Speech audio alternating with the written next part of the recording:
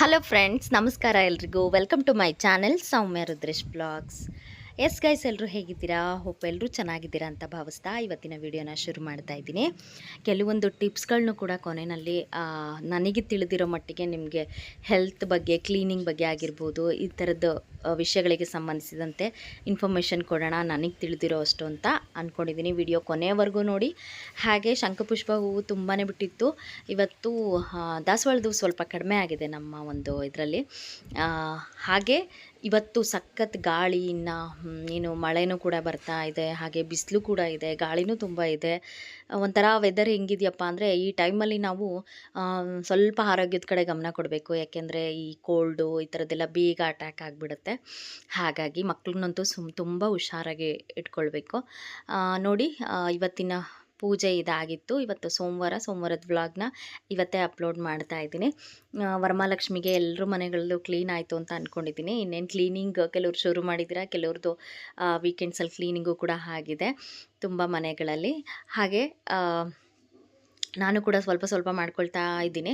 ಇವಾಗೇನಪ್ಪ ಅಂದರೆ ನಾನು ವರ್ಕಿಗೆ ಹೋಗ್ತಾ ಇಲ್ಲಲ್ಲ, ಹಾಗಾಗಿ ಮನೆಯಲ್ಲೇ ಇರೋದ್ರಿಂದ ನನಗೆ ಯಾವಾಗ ಅನುಕೂಲತೆ ಆಗುತ್ತೋ ಆವಾಗ ಮಾಡ್ಕೊಳ್ತಾ ಇದ್ದೀನಿ. ಹಬ್ಬಗಳಲ್ಲೇ ಮಾಡಬೇಕು ಅನ್ನೋದೇನಿಲ್ಲ. ಯಾವಾಗಲೂ ಕ್ಲೀನಾಗಿ ಇಟ್ಕೊಳ್ಳೋಕ್ಕೆ ಜಾಸ್ತಿ ಪ್ರಿಫರ್ ಮಾಡ್ತೀನಿ. ನೆಕ್ಸ್ಟು ಇನ್ನೇನಪ್ಪ ಅಂತ ಹೇಳಿದ್ರೆ, ಇವತ್ತಿನ ಪೂಜೆ ಎಲ್ಲ ಮುಗೀತು. ಹೊರಗಡೆ ನೋಡ್ಬೋದು ಧೂಪ ದೀಪ ಊದಿನಗಡ್ಡಿ ಎಲ್ಲ ಹಚ್ಚಿ ಧೂಪ ಹಾಕಿದ್ರೇ ಅದೊಂದು ಸಾಂಬ್ರಾಣಿ ಹೊಗೆ ಮನೆಯಲ್ಲಿರೋ ನೆಗೆಟಿವಿಟಿನ ಕಡಿಮೆ ಮಾಡುತ್ತಂತೆ, ಪಾಸಿಟಿವ್ ವೈಬ್ಸ್ನ ತಂದುಕೊಡುತ್ತೆ ಈ ಒಂದು ಲೋಬಾನ ಎಲ್ಲ ಹಾಕೋದ್ರಿಂದ. ಹಾಗೆ ಇವತ್ತಿನ ಬ್ರೇಕ್ಫಾಸ್ಟಿಗೆ ಬಿಳಿ ಹೋಳಿಗೆ ಮಾಡಿದ್ದೆ. ಕೆಲವು ಕಡೆ ಗೊತ್ತಿಲ್ಲ, ನಮ್ಮ ಕಡೆ ದಾವಣಗೆರೆ ಸೈಡು ಬಿಳಿ ಹೋಳಿಗೆ, ಹಾಗೆ ಹೀರೆಕಾಯಿ, ದಪ್ಪ ಮೆಣಸಿನ್ಕಾಯಿ ಪಲ್ಯ, ಹಾಗೆ ಕೆಂಪು ಚಟ್ನಿನ ಕೂಡ ಮಾಡಿದ್ದೆ. ಇದನ್ನು ಅಕ್ಕಿ ಹಿಟ್ಟಲ್ಲೇ ಮಾಡುವಂಥದ್ದು. ಸೇಮ್ ಅಕ್ಕಿ ರೊಟ್ಟಿ ಹೋಳಿಗೆ ಮಾಡ್ತೀವಲ್ಲ ಆ ಥರ ಕಣ್ಕ ತುಂಬಿಟ್ಟು ಮಾಡ್ತಾರೆ. ಇದು ಅಕ್ಕಿ ಹಿಟ್ಟಿನ ಮುದ್ದೆ ಮಾಡಿಕೊಂಡು ಮಾಡುವಂತಹ ಒಂದು ರೆಸಿಪಿ. ಆಲ್ರೆಡಿ ನನ್ನ ಚಾನಲಲ್ಲಿ ಡೀಟೇಲಾಗಿ ಇರುವಂಥದ್ದು. ಇದಕ್ಕೆ ಕೆಂಪು ಚಟ್ನಿ ಕಾಂಬಿನೇಷನು. ಕೆಂಪು ಚಟ್ನಿನ ಇವತ್ತು ನಾನೊಂದು ಸ್ವಲ್ಪ ಡಿಫ್ರೆಂಟಾಗಿ ಮಾಡಿದ್ದೆ. ಏನಂದರೆ ಟೊಮೊಟೊ ಎಲ್ಲ ಆ್ಯಡ್ ಮಾಡಿದ್ದೆ, ಸ್ವಲ್ಪ ಹಣ್ಣು ಮೆಣಸಿನ್ಕಾಯಿ ಹಾಕಿ ಮಾಡಿದ್ದೆ. ಹಸಿರು ಮೆಣಸಿನ್ಕಾಯಿ ಎಲ್ಲ ಹಣ್ಣು ಮೆಣಸಿನ್ಕಾಯಿ ಹಾಕಿ ಮಾಡಿದ್ದೆ. ಚೆನ್ನಾಗಾಗಿತ್ತು ಆ್ಯಕ್ಚುಲಿ ಇದು ಒಂದು ಚಟ್ನಿ. ಇದನ್ನು ಬಿಳಿ ಹೋಳಿಗೆ ಅಂತ ಹೇಳ್ತೀವಿ. ಮಕ್ಕಳಿಗೆ ತುಂಬ ಇಷ್ಟ ಆಗುತ್ತೆ. ಇದಕ್ಕೆ ಮೈದಾ ಹಿಟ್ಟಲ್ಲಿ ಸೇಮ್ ಹೋಳಿಗೆ ಪ್ರೋಸೆಸ್ ಹೆಂಗೆ ಮಾಡ್ತೀವಲ್ಲ ಅದೇ ಥರ ಮಾಡೋದು. ನಾನು ಸ್ವಲ್ಪ ಹೆಲ್ದಿಯಾಗಿರಲಿ ಅಂತೇಳಿ ಎಂದು ಚಿರೋಟಿ ರವೆ ಅರ್ಧ ಹಾಕ್ಕೊಂಡಿದ್ದೇನೆ. ಹಾಗೆ ಸ್ವಲ್ಪ ಮೈದಾ ಹಿಟ್ಟನ್ನ ಕಡಿಮೆ ಬಳಸಿದ್ದೀನಿ. ಇದಕ್ಕೆ ಡಿಫ್ರೆಂಟಾಗಿ ಇರುವಂಥ ಒಂದು ಡೈಲಿ ಅದೇ ಚಪಾತಿ ರೊಟ್ಟಿ ಈ ಥರದ್ದು ರೆಸಿಪೀಸ್ಗಿಂತ ಇದೊಂದು ಸ್ವಲ್ಪ ಡಿಫ್ರೆಂಟಾಗಿರುತ್ತೆ. ಸೇಮ್ ನಾವು ಹೋಳಿಗೆ ಯಾವ ರೀತಿ ಮಾಡ್ತೀವಲ್ಲ ಅದೇ ಟೈಪಲ್ಲೇ ಮಾಡ್ಕೊಳ್ಳುವಂತಹ ಒಂದು ರೆಸಿಪಿ ಇದು. ಇದು ಕೆಂಪು ಚಟ್ನಿ, ಅದೇ ನಾನು ಹೇಳಿದಾಗೆ ಎನಿ ಪಲ್ಯ ಇದಕ್ಕೆ ಸೂಟ್ ಆಗುತ್ತೆ. ಪರ್ಫೆಕ್ಟಾಗಿ ಸೂಟ್ ಆಗೋಂಥದ್ದು ಅಂದರೆ ಕೆಂಪು ಚಟ್ನಿ ಮತ್ತು ದಪ್ಪ ಮೆಣಸಿನ್ಕಾಯಿ ಹೀರೆಕಾಯಿ ಇದು ಪಲ್ಯ ಇದಕ್ಕೆ ಚೆನ್ನಾಗಿ ಸೂಟ್ ಆಗುತ್ತೆ. ಕೆಲವು ಕಡೆ ಈ ಒಂದು ರೆಸಿಪಿ ಗೊತ್ತಿಲ್ಲ, ಹೋಳಿಗೆ ಜೊತೆಗೂ ಕೂಡ ಈ ಬಿಳಿ ಹೋಳಿಗೆನೇ ಮಾಡ್ತಾರೆ. ನಮ್ಮ ಕಡೆ ಎಲ್ಲ ಶುಗರ್ ಇರೋ ಪೇಷಂಟ್ಗಳಿಗೆ ಹೋಳಿಗೆ ಸ್ವೀಟ್ ತಿನ್ನಲ್ಲ ಅಂತೇಳಿ ಬಿಳಿ ಹೋಳಿಗೆ ಮಾಡ್ತಾರೆ. ಕೆಂಪು ಚಟ್ನಿ ಅಂತೂ ಸಖತ್ತಾಗಿತ್ತು. ಇವತ್ತು ಟೊಮೊಟೊನೂ ಸೇರಿಸಿ ಚಟ್ನಿ ಮಾಡ್ಕೊಂಡಿದ್ದೆ, ಸ್ವಲ್ಪ ಡಿಫ್ರೆಂಟಾಗೆ ಕೈಯಲ್ಲೇ ಮಾಡ್ಕೊಂಡಿದ್ದು. ಹಾಗೆ ಬೇಗ ಆಗಲೇ ಇಲ್ಲ ಅಂಥೇಳಿ ಹಪ್ಪಳ ಪ್ರೆಸ್ಸರ್ ಇರುತ್ತಲ್ಲ, ಹಪ್ಪಳದ ಮಿಷಿನಲ್ಲಿ ಕೂಡ ತುಂಬ ಚೆನ್ನಾಗಿ ಬಂದವು. ಹಾಗಾಗಿ ಹಪ್ಪಳದ ಮಿಷಿನಲ್ಲಿ ಕೂಡ ಅಂದರೆ ಹಪ್ಪಳ ಪ್ರೆಸ್ಸರಲ್ಲಿ ಕೂಡ ಮಾಡ್ಕೊಂಡಿದ್ದೀನಿ. ತುಂಬ ಚೆನ್ನಾಗಿ ಬರ್ತವೆ. ಇದು ಹೋಳಿಗೆ ತಿನ್ನೋ ಫೀಲ್ ಆಗುತ್ತೆ, ಸ್ವೀಟ್ ಇರೋದಿಲ್ಲ ಅಷ್ಟೇ. ಖಾರ ಹೋಳಿಗೆ ಇದು ಚೆನ್ನಾಗಿರುತ್ತೆ. ಒಂದು ಸತಿ ಟ್ರೈ ಮಾಡಿ ನೋಡಿ. ಆಲ್ರೆಡಿ ನನ್ನದು ಒಂದು ಚಾನಲಲ್ಲಿ ಈ ರೆಸಿಪಿ ಕೂಡ ನಾನು ಶೇರ್ ಮಾಡ್ಕೊಂಡಿದ್ದೀನಿ. ಮತ್ತು ತಿನ್ನೋದಕ್ಕೂ ಕೂಡ ತುಂಬ ಸಾಫ್ಟಾಗಿರುತ್ತೆ ಇದು. ಅಥವಾ ನಿಮ್ಗೆ ಅನ್ನ ಉಳಿದಿತ್ತು ಅಂದರೆ ಅದನ್ನು ಮಿಕ್ಸರ್ ಮಾಡಿಕೊಂಡು ಸೇಮ್ ನೀವು ಅಕ್ಕಿ ರೊಟ್ಟಿ, ಮಲೆನಾಡು ಕಡೆ ಅಕ್ಕಿ ರೊಟ್ಟಿ ಮಾಡ್ತಾರೆ ಅದೇ ಟೈಪಲ್ಲೂ ಕೂಡ ನೀವು ಸೇಮ್ ಮುದ್ದೆ ಮಾಡಿಕೊಂಡು ಫಿಲ್ ಮಾಡ್ಕೊಂಡು ಸೇಮ್ ಹೋಳಿಗೆ ಥರ ತಟ್ಕೊಂಡ್ರೂ ನಡೆಯುತ್ತೆ. ತುಂಬ ಚೆನ್ನಾಗಿರುತ್ತೆ. ಖಾರದ ಚಟ್ನಿ ಜೊತೆ ಅಂತೂ ಆ ಪಲ್ಯ ಜೊತೆ ಸಖತ್ ಕಾಂಬಿನೇಷನ್ ಅಂತ ಹೇಳ್ಬೋದು. ತುಂಬ ಚೆನ್ನಾಗಿತ್ತು. ಇದಾಗಿತ್ತು ಇವತ್ತಿನ ಬ್ರೇಕ್ಫಾಸ್ಟ್ ರೆಸಿಪಿ. ಇದನ್ನೇ ಬಾಕ್ಸಿಗೆ ಕೂಡ ಕಳಿಸಿದ್ದೆ. ತುಂಬ ಇಷ್ಟ ಆಗುತ್ತೆ ನನ್ನ ಮಗಳಿಗೆ ಈ ಒಂದು ರೆಸಿಪಿ. ಬೆಳಿಗ್ಗೆ ಸ್ವಲ್ಪ ಇದಾಗುತ್ತೆ, ಟೈಮ್ ಆಗಿಬಿಡುತ್ತೆ ಇದು ಮಾಡೋದಕ್ಕೆ, ಸ್ವಲ್ಪ ಕೈ ಹಿಡಿಯುತ್ತೆ. But okay. ಇನ್ನು ಕೆಲವು ಇನ್ಫಾರ್ಮೇಷನ್ ಕೊಡ್ತೀನಿ ಅಂತ ಹೇಳಿದ್ದೆ. ನನಗೆ ತಿಳಿದ ಮಟ್ಟಿಗೆ ಕೆಲವೊಂದು ವಿಷಯಗಳನ್ನು ನಿಮ್ಮ ಜೊತೆ ಕೂಡ ಯಾಕೆ ಶೇರ್ ಮಾಡ್ಕೊಳ್ಬಾರ್ದು ಅಂತೇಳಿ. ಕ್ಲೀನಿಂಗ್ ಬಗ್ಗೆ ಆಗಿರಬಹುದು, ಸ್ವಲ್ಪ ನನಗೆ ತಿಳಿದ ಇನ್ಫಾರ್ಮೇಷನ್ನ ಕೂಡ ನಿಮ್ಮ ಜೊತೆ ಶೇರ್ ಮಾಡ್ಕೊಳ್ಳೋಣ ಅಂಥೇಳಿ. ಎಲ್ರಿಗೂ ಎಲ್ಲದು ಗೊತ್ತಿಲ್ಲ ಅಂತ ಅಲ್ಲ, ಎಲ್ರಿಗೂ ಕೂಡ ಆಲ್ರೆಡಿ ಕೆಲವು ವಿಷಯಗಳು ಗೊತ್ತಿರುತ್ತೆ. ಆದರೆ ನಾವೇನು ಮಾಡ್ತೀವಿ ಅಂದರೆ ಅದನ್ನು ನೆಗ್ಲೆಕ್ಟ್ ಮಾಡ್ತಿರ್ತೀವಿ, ಅಥವಾ ಆ ವಿಷಯ ನಮ್ಗೆ ಗೊತ್ತಿದ್ರೂ ಕೂಡ ನಾವು ಅದನ್ನು ಫಾಲೋ ಮಾಡ್ತಾ ಇರಲ್ಲ, ಮರ್ತು ಬಿಡ್ತೀವಿ. ಆದರೆ ಒಂದೊಂದು ಸತಿ ಎಷ್ಟು ಡೇಂಜರಸ್ ಅಲ್ವಾ ಅಂತ ಅನ್ನೋ ಫೀಲ್ ಆಗುತ್ತೆ. ಅಂತಹ ಕೆಲವೊಂದು ವಿಷಯಗಳ ಬಗ್ಗೆ, ಕ್ಲೀನಿಂಗ್ ಬಗ್ಗೆ ನಾನಿವತ್ತು ಇನ್ಫಾರ್ಮೇಷನ್ನ ಕೊಡೋಣ ಅಂತ ಅಂದ್ಕೊಂಡಿದ್ದೀನಿ, ನನಗೆ ತಿಳಿದಿರೋ ಮಟ್ಟಿಗೆ. ಈಗ ಮೊಬೈಲ್ ಫೋನ್ ನಾವು ಎಲ್ಲರೂ ಬಳಸ್ತೀವಲ್ವಾ, ಮೊಬೈಲ್ ಬಳಸದೇ ಇರೋ ವ್ಯಕ್ತಿನೇ ಇಲ್ಲ ಅನಿಸುತ್ತೆ ಮೋಸ್ಟ್ಲಿ. ಅಷ್ಟು ಮೊಬೈಲ್ ಬಳಸ್ತೀವಿ. ಆದರೆ ನಾವು ಅದನ್ನು ಎಷ್ಟು ಕ್ಲೀನ್ ಮಾಡ್ಕೊಳ್ತೀವಿ? ಎಕ್ಸಾಂಪಲ್ ಹೇಳ್ತೀನಿ. ಎಕ್ಸಾಂಪಲ್ ಅಂದರೆ ಇದು ಪ್ರೂವ್ ಆಗಿರೋವಂಥದ್ದು. ಟಾಯ್ಲೆಟ್ ಸೀಟ್ ಮೇಲೆ ಇರೋಷ್ಟು ಬ್ಯಾಕ್ಟೀರಿಯಾ ನಮ್ಮ ಮೊಬೈಲ್ ಸ್ಕ್ರೀನ್ ಮೇಲೂ ಕೂಡ ಅಷ್ಟೇ ಬ್ಯಾಕ್ಟೀರಿಯಾ ಇರುತ್ತಂತೆ.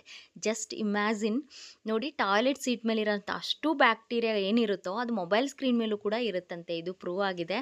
ಸೊ ನಾವು ಎಷ್ಟು ಮೊಬೈಲ್ ಕ್ಲೀನ್ ಮಾಡಿದ್ರೂ ಸಾಲದು, ಅಂದರೆ ದಿನಕ್ಕೆ 1 or 2 ಟೈಮ್ಸ್ ಆದರೂ ನೀಟಾಗಿ ಮೊಬೈಲ್ನ ಕ್ಲೀನ್ ಮಾಡ್ಕೊಳ್ಳಿ. ಸ್ಯಾನಿಟೈಸರ್ ನಾವು ಹೆಂಗೆ ಹ್ಯಾಂಡ್ ವಾಶ್ ಮಾಡ್ಕೊಳ್ತೀವಲ್ಲ ಅದೇ ಥರನೇ ಮೊಬೈಲ್ ಸ್ಕ್ರೀನು ಕೂಡ ನಾವು ಕ್ಲೀನ್ ಮಾಡಿಕೊಳ್ಳೇಬೇಕು.